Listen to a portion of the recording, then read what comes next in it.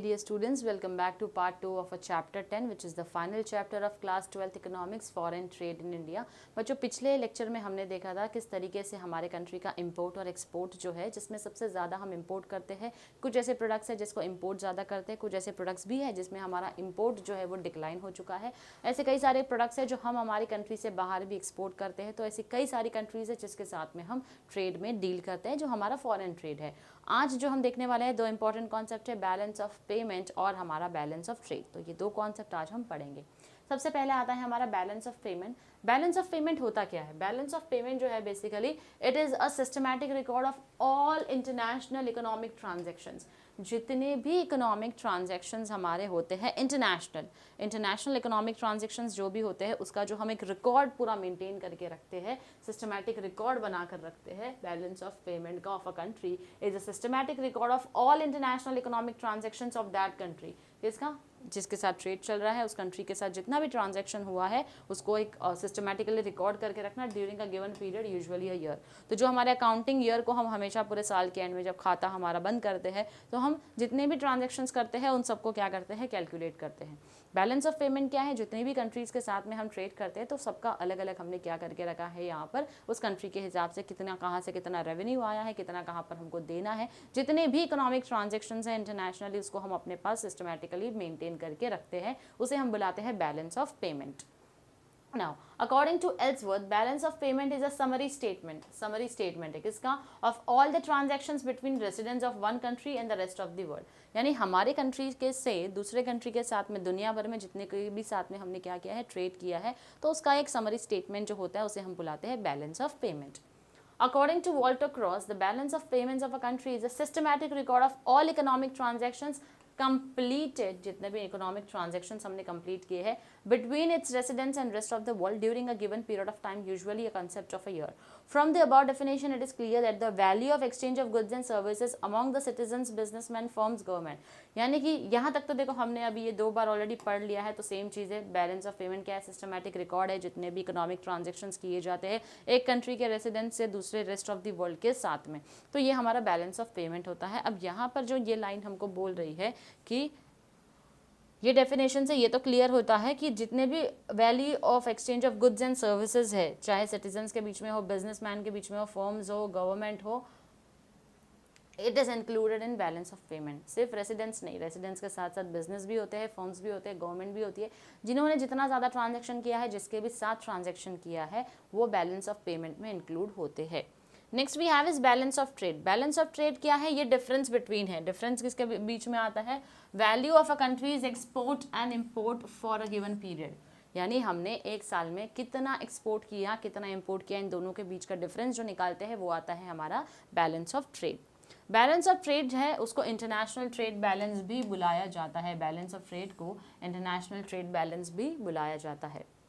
According to Bentham, balance of trade of a country is the relation over a period between the values of our exports and import of physical goods. तो जितने भी हमारे physical goods को हमने export और import किया, इन दोनों के बीच का जो difference आता है, that is our balance of trade. According to Samuelson, if export value is greater than the import value, it is called as trade surplus.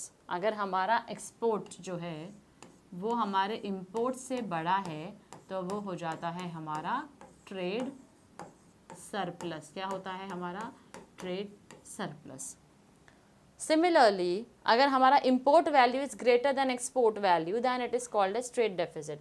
अगर हमारा इंपोर्ट जो है वो एक्सपोर्ट से बड़ा है तो उसे हम बुलाते हैं ट्रेड डेफिसिट। उसे हम बुलाते हैं ट्रेड डेफिसिट। बेसिकली यहाँ प्रॉफिट और लॉस जैसी बात चल रही है। एक्सपोर्ट ज़्यादा है, प्रॉफिट हो रहा है, सरप्लस हो रहा है, एक्स्ट्रा आ रहा है। इंपोर्ट हो रहा है, लॉस हो रहा है, डेफिसिट हो रहा है। It is clear from the above definitions that balance of trade includes the value of imports and export of visible goods and invisible goods. तो यहाँ पर visible और invisible दोनों के दोनों goods जो है वो क्या होते हैं, आते हैं। invisible goods की अगर हम बात करें तो it is nothing but हम बात कर रहे हैं यहाँ पर services की। हम यहाँ बात करते हैं services की। services क्या होती है? telecommunication services, बैंकिंग सर्विसेज में आता है, इंश्योरेंस सर्विसेज में आता है, फाइनेंशियल सर्विसेज। तो ये सारी चीज़ें इनविजिबल गुड्स जो हम बोलते हैं वो हम सर्विसेज को बुलाते हैं। तो यहाँ बात चल रही है विजिबल एंड इनविजिबल गुड्स की। तो ये डेफिनेशन हमको क्लियर करके बताता है कि दोनों ही बैलेंस ऑफ ट्रेड में ज़रूरी है, जहाँ पर हम हमेशा क्या सोचेंगे, हम चाहते हैं कि हमारा ट्रेड सरप्लस हो, ट्रेड डेफिसिट हम नहीं चाहते, हम चाहते हैं ट्रेड सरप्लस हो। So with this बच्चों we have completed our chapter 10 that is foreign trade in India. Now let us start with the exercise. Okay, choose the correct option. So first one is types of foreign trade, import trade, export trade, entry port trade. तो A, B and C ही आएगा। internal trade तो already हमारा क्या है, internal trade जो है वो domestic है, यानी विद इन द नेशन है, तो ये हमारा फॉरेन ट्रेड का हिस्सा नहीं है। क्वेश्चन को ध्यान से पढ़ना है। टाइप्स ऑफ ट्रेड बोलते हैं तो सब कुछ आता, लेकिन टाइप्स ऑफ फॉरेन ट्रेड पूछा है तो सिर्फ ए, बी एंड सी ही आएगा। So the correct answer is A, B and C. Next that we have is export trends of India's foreign trade includes. So export trend में क्या हम सबसे ज़्यादा एक्सपोर्ट करते हैं? इंजीनियरिंग गुड्स जो है वो हमने देखा था, मशीनरीज होता है ऑटोमोबाइल्स के लिए, तो टेक्निकल इक्विपमेंट्स है, ये हम ज़्यादा एक्सपोर्ट करते हैं, तो ये आ जाएगा। जेम्स एंड ज्वेलरी भी हम क्या करते हैं, एक्सपोर्ट करते हैं। टेक्सटाइल्स एंड रेडीमेड गारमेंट्स भी एक्सपोर्ट करते हैं। हालांकि अगर हम देखें गोल्ड, तो गोल्ड हम क्या करते हैं, गोल्ड को हम इम्पोर्ट करते हैं, एक्सपोर्ट नहीं करते। यहाँ क्वेश्चन पूछा गया है एक्सपोर्ट के बारे में। So A, B and C is the correct answer again. Next we have is role of foreign trade. अब फॉरेन ट्रेड का रोल क्या है? टू अर्न फॉरेन एक्सचेंज, ये भी हमने पढ़ा था। फॉरेन एनकरेज करता है फॉरेन इन्वेस्टमेंट को, ये भी हमने पढ़ा था। Lead to division of labour, ये भी हमने पढ़ा था। Bring change in composition of export, तो नहीं, हमने कंपोजिशन ऑफ एक्सपोर्ट्स में किसी तरीके का चेंज नहीं लाना है। रोल ऑफ फॉरेन ट्रेड जो है वो ए, बी एंड सी है। किसी तरीके का चेंज हमको एक्सपोर्ट के अंदर लाने की बात नहीं चल रही, यहाँ पर बात चल रही है रोल ऑफ फॉरेन ट्रेड की। Okay, so with this we have completed our choose the correct option. Now the next question is identify and explain concepts from the given illustration. India purchased petroleum from Iran. India ने क्या किया, petrol लिया है कहाँ से, Iran से खरीदा है। हमने क्या किया है, खरीदा है। तो जब हम खरीदते हैं तो हम उसको बोलते हैं इम्पोर्ट ट्रेड, हम उसको बोलते हैं import trade. Maharashtra purchased wheat from Punjab. अब महाराष्ट्र ने क्या किया है, परचेज किया, लेकिन कहाँ से किया है, पंजाब से किया है। देखो दो चीज़ पे ध्यान देना, एक तो हमको सबसे पहले देखना है हमने खरीदा या बेचा है, दूसरा हमको देखना है कंट्री का नाम, दूसरा हमको देखना है कंट्री है या स्टेट है। तो महाराष्ट्र स्टेट है, पंजाब एक स्टेट है, तो दोनों ने आपस में खरीदा है, तो आप इसको बोल सकते हो होम ट्रेड, या आप इसके लिए लिख सकते हो इंटरनल ट्रेड, या आप इसके लिए लिख सकते हो डोमेस्टिक ट्रेड। तीनों में से कोई भी एक ही नाम लिखना है, आपका आंसर जो है वो सही होगा। England imported cotton from India, made readymade garments from it and sold them to Malaysia. तो क्या काम किया इंग्लैंड ने, इंग्लैंड ने इंडिया से इंपोर्ट किया, तो पहले तो कंट्री के बीच में तो ये फॉरेन ट्रेड हो गया। मेड रेडीमेड गारमेंट्स, फिर उसके कपड़े बनाए, कॉटन इंपोर्ट किया, उसके कपड़े बनाए, और फिर उसको क्या किया, बेच दिया, किसको, मलेशिया को। तो इसे हम बुलाते हैं अपना एंट्रीपोर्ट ट्रेड, इसे हम कहते हैं entrepot trade.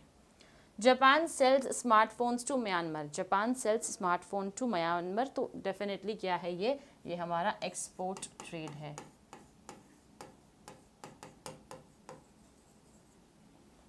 Okay, next question is about distinguish between, जहाँ पर हमको बताना है इंटरनल और इंटरनेशनल ट्रेड के बारे में। तो बेसिकली ये हमारे डोमेस्टिक की बात चल रही है और हमारे इंटरनेशनल की बात चल रही है, जहाँ पर हम बताएंगे डोमेस्टिक ट्रेड में विद इन द कंट्री जो है वो हमारे गुड्स एंड सर्विसेज सेल और परचेज होते हैं, इंटरनेशनल में दूसरी कंट्रीज़ के साथ में होते हैं। कौन से प्रोडक्ट्स को हम सबसे ज़्यादा सेल करते हैं वो आप यहाँ पर मैंशन करके बता सकते हैं। फिर आता है हमारा trends in imports and trend in export of foreign trade. तो आप इम्पोर्ट हम सबसे ज़्यादा क्या करते हैं, कहाँ पर कितने परसेंटेज से चेंजेस आया है इंपोर्ट में, सबसे ज़्यादा हमने क्या इंपोर्ट किया है, सबसे कम हमने क्या इंपोर्ट किया, आप बता सकते हो। फिर आप एक्सपोर्ट के बारे में बता सकते हो, दूसरी कंट्री में जब हम बेचते हैं किसी सामान को तो वो एक्सपोर्ट होता है। फिर आप लिख सकते हो कौन से प्रोडक्ट सबसे ज़्यादा हम एक्सपोर्ट करते हैं हमारी कंट्री से। फिर आता है बैलेंस ऑफ पेमेंट और बैलेंस ऑफ ट्रेड, जो अभी अभी हमने कंप्लीट किया है। बैलेंस ऑफ पेमेंट एक समरी रिकॉर्ड होता है सारे इंटरनेशनल ट्रांजैक्शन का, जो कि एक कंट्री के गवर्नमेंट या फिर सिटीजन या फिर फर्म्स या फिर बिजनेसेस, इन सब के थ्रू होता है, राइट। बैलेंस ऑफ ट्रेड क्या होता है, जहाँ पर हमारा डिफरेंस बिटवीन होता है किसके बीच में, एक्सपोर्ट और इम्पोर्ट के बीच में, तो वो हो जाता है हमारा बैलेंस ऑफ ट्रेड। तो इस तरीके से आपने मीनिंग लिख दिया, फिर आप बता देंगे कि बैलेंस ऑफ ट्रेड में अगर एक्सपोर्ट ज़्यादा है, इम्पोर्ट कम है तो वो सरप्लस होता है, इम्पोर्ट ज़्यादा है, एक्सपोर्ट कम है तो वो डेफिसिट होता है। तो that is how mentioning 3 to 4 points you can write your distinguish between. Okay, फिर आते हैं हमारे ब्रीफ क्वेश्चंस, उसके बाद हम देखेंगे state with reasons whether you agree और disagree with the following statement. तो हमको यहाँ पर बताना है वी अग्री और disagree. During British rule indigenous handicraft suffered a severe blow. तो you have to write yes I agree with the statement. अगर आपको याद होगा तो हमने स्टार्टिंग में ये देखा था कि क्या होता था, इंडिया जो है वो इंडिपेंडेंस के पहले क्या करता था, प्राइमरी प्रोडक्ट्स को क्या करता था, एक्सपोर्ट करता था। कौन करता था, इंडिया। किसको करता था, इंडस्ट्रियलाइज्ड नेशंस को करता था, और ये करवाता कौन था, ब्रिटिशर्स करवाते थे। तो इंडस्ट्रियलाइज्ड नेशंस को हम रॉ मटेरियल्स देते थे और फिर वो क्या करते थे, फिनिश्ड गुड्स बनाकर, मैन्युफैक्चर्ड गुड्स बनाकर हम ही को सप्लाई करते थे। तो इस वजह से हमारे जो इंडिजीनियस हैंडीक्राफ्ट्स थे वो उन्होंने सबसे ज़्यादा सफ़र किया है। नेक्स्ट है trade is an engine of growth for an economy. Yes definitely you have to agree. तो you will write yes I agree with the given statement, क्योंकि ट्रेड जो है वो बहुत ही ज़रूरी है हमारे नेशन के लिए या किसी भी नेशन के ग्रोथ एंड डेवलपमेंट के लिए। Foreign trade leads to division of labour and specialisation at world level. Foreign trade leads to division of labour and specialisation at world level. तो again the answer is yes I agree, जो हमने एक point पढ़ा था role of foreign trade के अंदर। तो you have to agree that it leads to specialisation of division, specialisation and division of labour. Observe the following table and answer the questions given below. Okay, अब हमको ये table देखना है और इसके बेसिस पर हमको क्या करना है, आंसर देना है। सबसे पहले which organisation has the least share in the direction of India's import in 2015 and 16। तो 2015 एंड 16 में सबसे ज़्यादा लीस्ट शेयर इंडिया के इम्पोर्ट में किसका रहा है, इंडिया के इम्पोर्ट में लीस्ट शेयर जो रहा है वो रहा है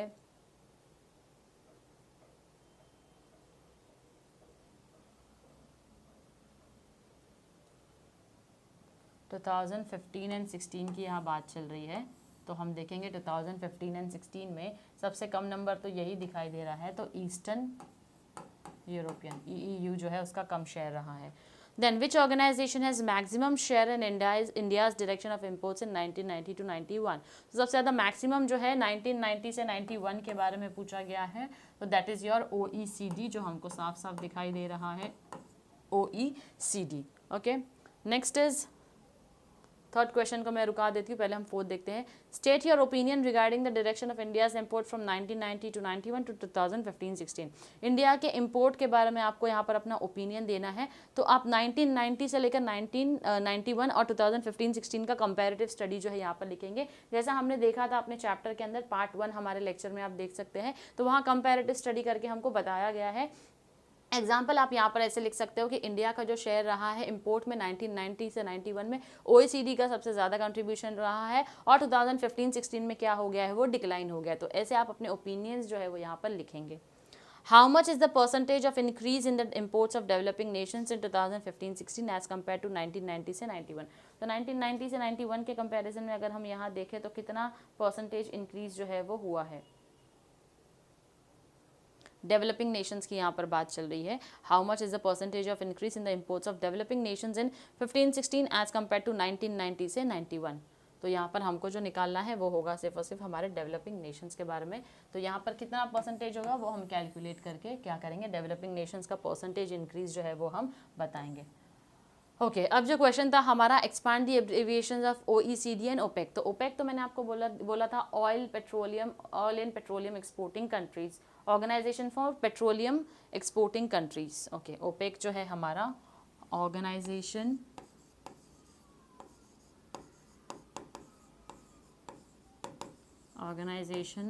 of petroleum exporting countries. Next आता है हमारा OECD, जो कि organisation for economic cooperation and development है। Organisation for economic cooperation and development. तो ये जो है हमारा ओपेक के बारे में मैंने यहाँ लिख दिया, और OECD जो है मैंने यहाँ लिख दिया। तो ये इनका क्या है, डेफिनेशंस यहाँ पर दिए हैं। उसके बाद जो आते हैं हमारे क्वेश्चन बच्चों, वो है हमारा last question, answer in detail, जहाँ पर आपको meaning and rule of foreign trade लिखना है। तो जैसे मैंने आपको आंसर एक्सप्लेन किया है, सिमिलरली आप उसको क्या कर सकते हैं, चैप्टर एक्सप्लेन किया है तो आप उसको लिख सकते हैं। विद दिस बच्चों we have completed our chapter 10 that is foreign trade in India. और यहाँ पर हमारा क्लास 12 इकोनॉमिक्स का जो सिलेबस है वो क्या हो जाता है, कंप्लीट हो जाता है। तो यहाँ पर हमारा चैप्टर कंप्लीट हो गया है। इसके बाद अगर आपको कोई क्वेरी या कुछ सवाल रहता है तो आप डेफिनेटली हमको रीच कर सकते हैं, हमको बता सकते हैं।